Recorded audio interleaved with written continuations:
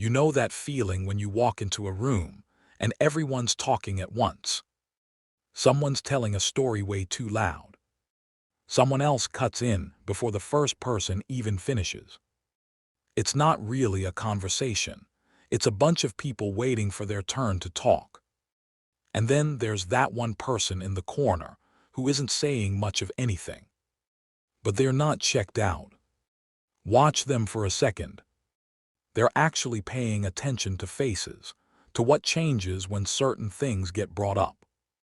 And when they finally do say something, you'll notice it. The room quiets down a little. Not because they're loud, because what they say is usually worth hearing. Most of us have known someone like that. Maybe a teacher who never had to raise her voice to get a room under control. Maybe a grandfather who barely talked, but somehow you remember everything he did say. These people aren't memorable because they talked a lot. It's the opposite. Here's the thing though, almost nothing in our lives trains us to be like that. We grow up getting praised for raising our hand first. Meetings reward whoever talks the most confidently. Social media flat out rewards speed who posted first, who reacted fastest. Nobody's keeping score of who thought the longest before opening their mouth. So somewhere along the way, a lot of us started treating being loud like it was the same thing as being right. How many times this week were you listening to someone while really just waiting for a gap to jump in? Or half listening while your phone buzzed in your pocket?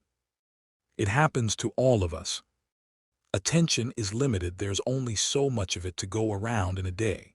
And by the time we sit down with someone who actually matters to us, we've already burned most of it on stuff that won't matter tomorrow. That's why it feels so good when someone actually listens to you, like, fully. Not fixing you. Not waiting to talk. Just there. It's rare enough now that it almost feels like a gift when someone gives you that. Someone says something that stings, maybe in front of other people. Your heart rate jumps a little. And almost instantly, your brain starts writing the comeback, the perfect line that'll shut them down and make you look good. That urge to fire back immediately. Completely normal. But there's this tiny window, half a second, maybe less, between feeling that sting and actually opening your mouth. That's it. That's the whole game. That's where the difference between "I handled that well" and "I really wish I hadn't said that" lives. Nobody ever looks back and regrets the time they paused before responding. We regret the fast ones. The ones we didn't think through. There are two totally different reasons people stay quiet. One person's silent because she's scared to say the wrong thing. Another person's silent because she's still figuring out what's actually going on before she weighs in. From the outside, they look exactly the same. They are not the same. Think about a tree in a storm. The branches whip around, but the tree doesn't fall over because the part doing the real work is underground, where you can't see it. People work the same way. If your confidence is built entirely on people complimenting you, one piece of criticism can knock the whole thing sideways. But if it's built on actually knowing yourself, you can sit through someone disagreeing with you without needing to fight back. That doesn't mean go quiet. So picture that crowded room one more time. The quiet person in the corner was never trying to disappear into the background. She was paying attention to who actually listens versus who's just waiting their turn, to what's underneath what people are saying. That's not magic. That's just a habit built up over years of practice. It's not flashy, but it's usually those people who end up with the deepest relationships and the most trust around them.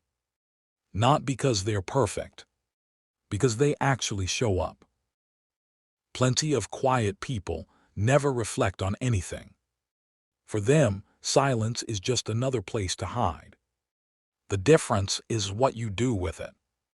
Are you using the quiet to actually notice something, or just to avoid dealing with the noise? So try this tonight.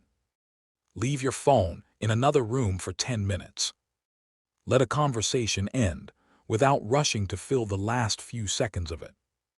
Next time someone's talking to you, listen all the way through without already planning what you're going to say back. You might not learn as much about them as you think, but you'll probably learn something about yourself.